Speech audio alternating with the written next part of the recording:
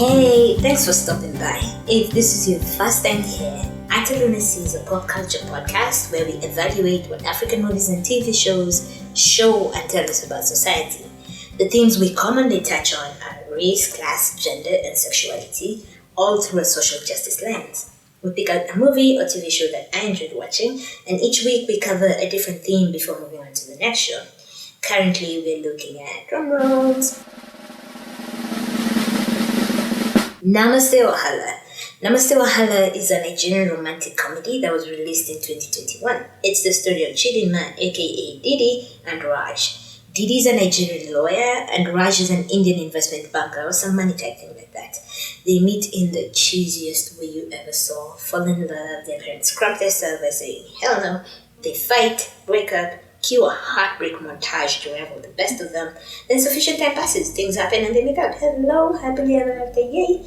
Namaste Wahala will be a 6-part review. The 6 key themes we'll look at are 1. Fat girls and sex, 2. Capitalism and relationships, black tax in particular, 3. Capitalism and relationships, on succession in particular, 4. Gender and housework, 5. Violence against women, and 6. Relationships, love and romance. Hope you enjoyed as much as I enjoyed making it.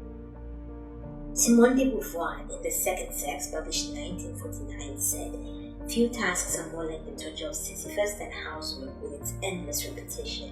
The clay becomes soiled, the soil is made clean, over and over, day after day." One of the things I'm interested in is the narratives Namaste Wahala advances about gender and what makes a good woman a good woman. One of the things that stands out is the way good women are framed, especially as it relates to housework. There will be discussions on other elements that come up, but the work that women do at the home will be the primary focus in this one. For those who haven't watched the film, Didi has a fight with her dad, and so she leaves home and moves in with her boyfriend Raj. All of which would have been fun, except Raj's mother is in town, and she and Fun are mutually exclusive. She's like what they call dementors in Harry Potter, the black flying things that suck the life out of people and like scared them spitless or something. Yeah, his mother's like that. Ignoring every sign that she should leave, Didi stays at Raj's house with him and his mother. At this point, nonsense ensues and unbelievable things are done. There's a scene where they compete, and I mean compete, to cook for Raj, who's at work. They're in the kitchen fighting over space and utensils and shit, trying to cook for Raj. I had played the clip for you, but the Namaste Wahala team was like, hell no. And they reported me to YouTube, and YouTube was like, don't be playing this shit or you're going to be in real trouble, young lady. So, yeah. Back to Didi and Raj's mother competing to cook for him. That scene was, I'm guessing, supposed to be comedic, but all it does is make me want to gag and or punch something at the thought of women competing to do housework for a man. Didi and Raj's mother are competing to cook for him and somehow, I guess, prove their worth as women and their value in his life or whatever. His mother cooks Indian food, which obviously delish, and Didi makes noodles. The reason Didi cooks noodles for Raj is allegedly because he likes it, and I was just like, bitch, sit down. Here you have a bona fide Indian mom chef, and instead of calmly letting your boyfriend eat his mother's food that he must have definitely missed, you choose to cook noodles for him. Shit he can eat any time. Instead of sitting your ass down and just enjoying delicious, authentic Indian food, you're trying to busybody and prove something. That's the behavior of a crazy person, if you ask me. If that was me, girl, I'd be quietly eating delicious Indian food, minding my goddamn business. They can call me effeminate if they want. I don't give a fuck. How weirdly structured is patriarchal society. At every turn, women are competing for men's attention and affection. I mean, Raj's mother, his mother, feels the need to compete with a woman he met barely 3 months ago. Like, when? Are you being serious right now? Like, respect yourself, lady. We see this narrative everywhere. Mothers-in-law hating their daughters-in-law because of a whole range of things, from competing for his real and perceived resources to the idea that the wife will now control him and turn him against his mother. I can't even with this pathetic logic where women are pitted against each other at every turn. Single women are in competition for the allegedly scarce resource that is marriageable men. Once married, the women are constantly on high alert concerning predatory single women who want to steal their men. Once they have children, prized male children, they immediately get into some kind of war with the women these men choose to have relationships. Can we all just calm the fuck down with this male obsession thing? Jesus Christ. Raja's mother refuses to let this black woman, Indian man romance prosper, and so Raja's cousin Lila decides to come to the rescue. Lila comes to visit Raja's mom and try to get to the bottom of her opposition to the relationship. I play you the clip, but you remember me too. In the scene, Raja's cousin Lila has come to talk to his mom to convince her that Nigerian women are good women. And Didi is a good girl who will make a good wife for Raj. There's a lot to unpack in the conversation, but I want us to start with housework. The idea that a good woman is one who hasn't lost her femininity. She may be a high-powered lawyer, a doctor, a CEO, all the fun stuff, but she still cooks for her man and does the feminine things. And if big money hasn't led to her developing a psychological penis and accompanying penile behavior. This idea of women's value and perceived character being based on housework and paid housework is sexist, barbaric, and dangerous. They compete to cook and clean for Raj, and the film makes it look like a humorous thing. There's nothing humorous about the fact that women all over the world are burdened with doing unpaid work in the home. It disproportionately falls on them whether or not they have a partner, and in fact, heterosexual women with a male partner do more housework than their single and homosexual counterparts. Women undertake a whole range of unpaid labor, including housework and things like working in the farm in rural areas. By far, the largest source of women's unpaid labor is domestic work, aka housework. Domestic work refers to all the work required to maintain a household. It includes cooking, cleaning, grocery shopping, taking care of children, the sick, and the elderly. It may include collecting firewood and water. This endless labor is not just physical, it's emotional and mental as well. It has negative effects on women's physical health, mental health, and overall well-being, so it's not a joke. A 2019 study found that women consistently do more domestic work than men. In fact, married women with children do more work than single mothers.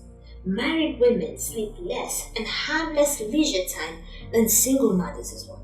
You have to ask yourself why. Is it that having an extra adult in the house increases the amount of work to be done?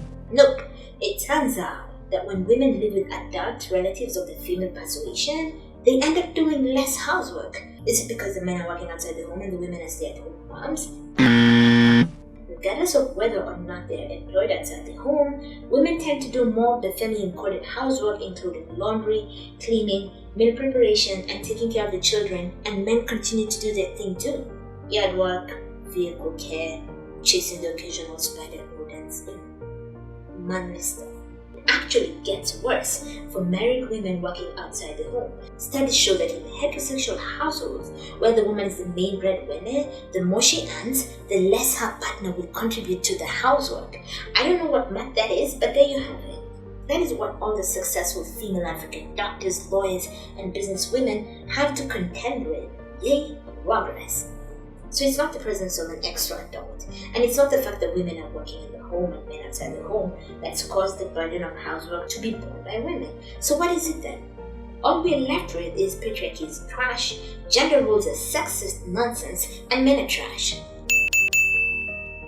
It's obviously a male problem, because a long time ago, the Council of Patriarchy sat down and decided that women are more naturally suited to certain jobs. Those jobs being cooking daily, cleaning endlessly, caring for children, and doing everything required to keep the home running day to day. It's long been ingrained in women that the home is a reflection and extension of them.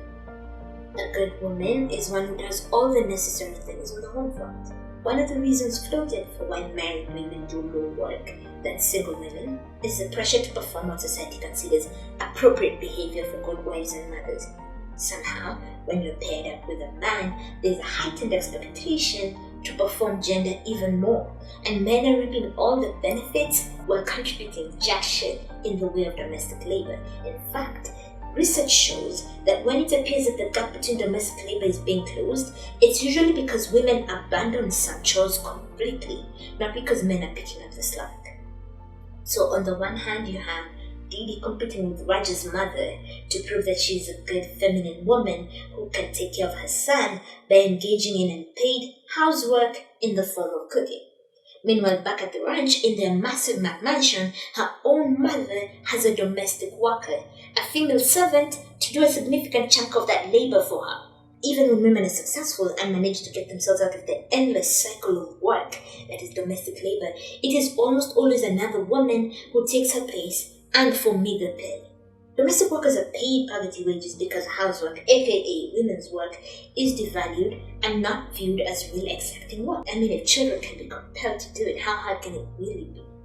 This is a reflection of all the ways society devalues women and everything that is even remotely considered feminine. This is why men don't do domestic work.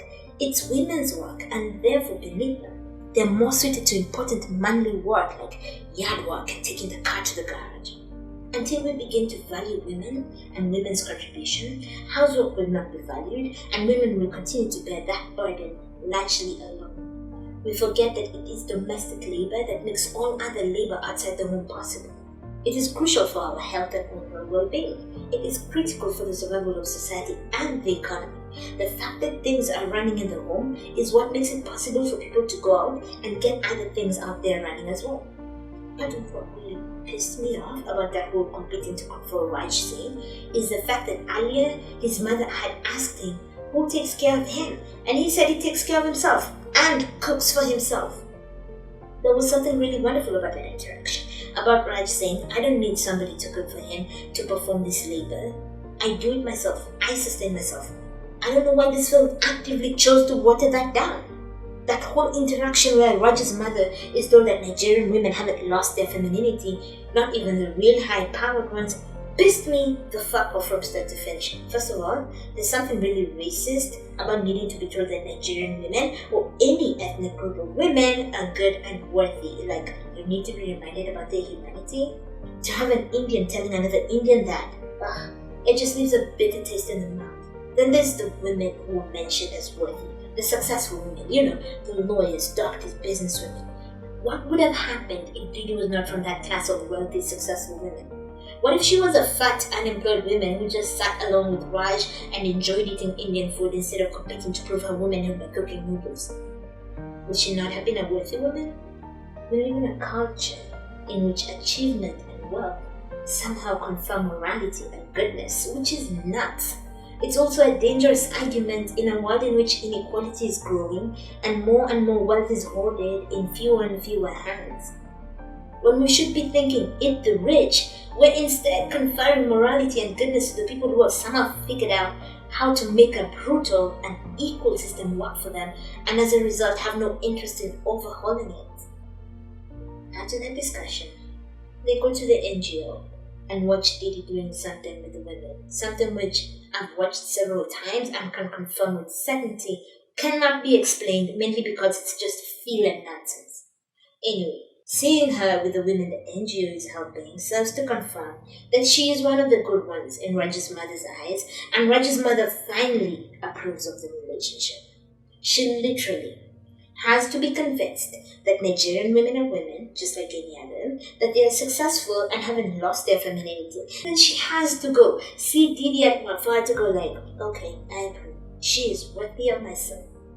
Meanwhile, back at the ranch, do you know what hoops Raj had to jump through to be proven worthy of Didi? I'll tell you, it'll be quick. Didi cried and told her mother that she loves Raj and reminded her mother that her father fought for their love as well. That was that. Her mother was like, okay, all Didi had to do was cry and tell her mother she missed Raj.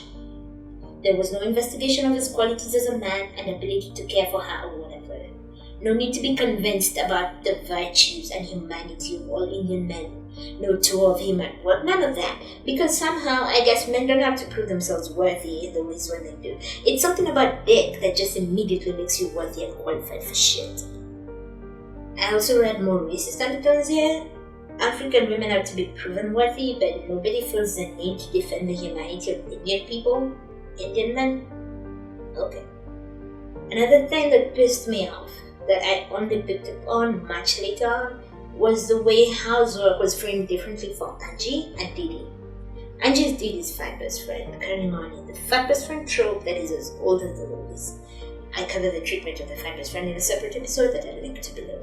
Right at the beginning of the film, one of the first scenes we see Angie in is her wailing in her apartment after getting dumped by her boyfriend, who apparently thought they were just friends with benefits. Angie has a long list of complaints talking about all the things she did for him. Chief among her complaints are 1, she cooked for him, 2, she paid his bills, 3, she sent his mother money, and 4, she engaged in lots of acrobatic sex with him and for him. I covered the sex bit in the Fat Best Friend Trope video. For now, let's talk about cooking for him. When Didi does it, it's framed as good and feminine, yet when fat girl Angie does it, it's not. One of the reasons for this is the fact that women are discouraged from doing wifely duties for men who haven't wifed them. Yet Didi isn't married either, so why is it right in her case and wrong in Angie's case? I guess the argument can be made that Raj wants to marry Didi, but Angie's fairness said no such thing. Even if this is the case, men become deserving of and entitled to women's labor through marriage? Is that really the lesson here? If he marries you or promises to marry you, then you get to perform and pay labor for him? It's all about putting a ring on it, is it? That's some bullshit. I think the film suggests that good, serious men who are committed to you and want to marry you deserve your labor, have earned your labor. It also suggests that Angie does not have good judgment and she's just philandering out here, giving her labor and sexual goodies to everyone, not the deserving few. There's phobia somewhere in there, I just know it. Regardless of what society insists on telling us, women are not worthy or valuable because of their ability to perform gender as society has structured it. My personal thing is, I will only be in a relationship with somebody who is my partner. If they don't do housework, a substantive amount of housework, then they're not my partner. They may be my boyfriend, a husband even, but they're not my partner, and I'm only interested in going through life with a partner. So these bits were made for walking. And that's just what they'll do one of these days. I like to close with the words of the revolutionary Thomas Sankara on women and unpaid labor in the home. In his book, Women's Liberation and Their African Freedom Struggle, he says some radical things about women's position in society, especially as pertains to marriage and labor. Talking about men exploiting women, he says, quote, "Women became the bully, his conquest in trade. He profited from their labor power and took his fill from the myriad of pleasures they afforded him. Of women," he says, quote, "relegated to the role of child raiser and servant, woman shared the lot of a slave, who in slave society was nothing more than a beast of burden with a human face." He talks about how little girls are forced early on into this labor in the home, when boys their age are still allowed to play and enjoy their childhood. Quote of the little girl, "She, with little ceremony, will enter into production. She already has a trade, assistant housewife. It is an occupation without pay, since, as is generally said, a housewife does nothing. She will pay a heavy price for having been born female." On housework, Sankara says, quote, "And what about housework? This all-consuming, brutalizing work that has a tendency to turn you women into robots and leave no time or energy to think. This is why we need resolute action directed towards men, and at implementing at a large scale networks of social services such as nurseries, daycare centers, and cafeterias.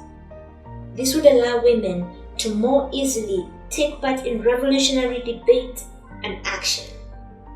Men and women will from now on share all the tasks in the home." End quote. This was Burkina Faso in the 80s, with Thomas Sankara saying to Burkinabe people, men and women will from now on share all the tasks in the home. Long live Thomas Sankara, long live. There is no revolution without the liberation of women. Long live Thomas Sankara, long live. As always, remember who you are.